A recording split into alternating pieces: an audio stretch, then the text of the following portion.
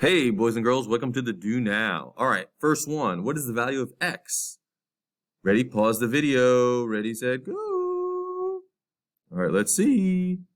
Okay, if x plus y equals 13 and 2y equals 16, we got to find out what x equals. So here, I can't figure out what this is right here because this isn't going to do anything. What is it? 10 plus 3, 12 plus 1, 9 plus 4. You don't know. There's an infinite amount of answers. 1/2 plus 12.5. So you have to use this to insert a variable so I only can solve for 1. So boom, boom, boom, boom, boom. So x plus 8 equals 13. What plus 8 is 13? That would be, 5. 5 plus 8. So x equals 5. Yeah. Good work on that first one. Write that down if you don't have it. So, G. Good work. Okay, this one. Oop, you have to multiply these together. I think you know what to do. Go. All right, let's see. Boom. Okay. So if I'm multiplying a binomial by binomial, that is going to be double distributive property. So I'm going to get my box method going. We've been working on this a lot. 3x squared minus 1. Doesn't matter which one you put on the left or on the top. X squared minus 4. There we go.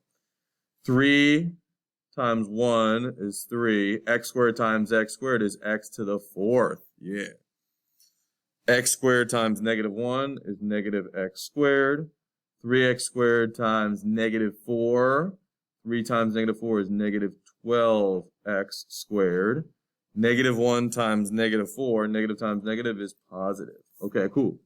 So it looks like these are like terms right now, so I can combine those. So I have the 3x to the 4th. Negative 1 plus negative 12 is negative 13x squared, and then plus 4 at the end. 3x squared minus 13x squared plus 4 is C. There we go. Nice job. Okay, so here's a tricky one. Simplifying. See if you know those exponent rules. Pause the video, write it down, think about it. Ready, set, go.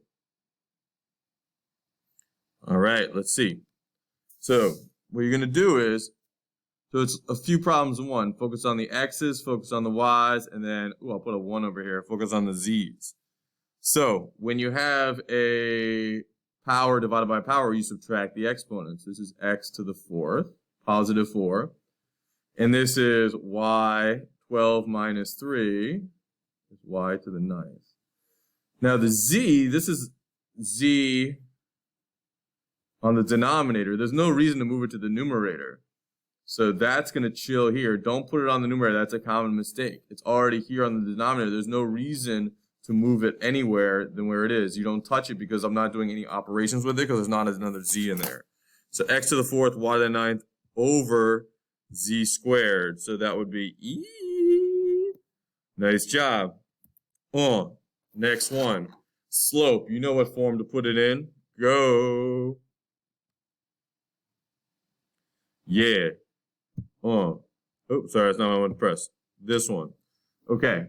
See, y equals mx plus b form. Here's a quicker way to do it. Let's get the y by itself. And so let's just put the y over here first. Doesn't matter what side it's on as long as it's by itself. Now I'm going to divide all the terms by 3. 21 divided by 3 is 7x. 18 divided by 3 is 6. And 3 divided by 3 is 1. 1 times y is y. So if you want to write it like this, there we go. Oops, sorry. 7x plus 6. There we go. Y equals 7x plus 6. And so the slope would be E7. There we go. Nice job, everybody.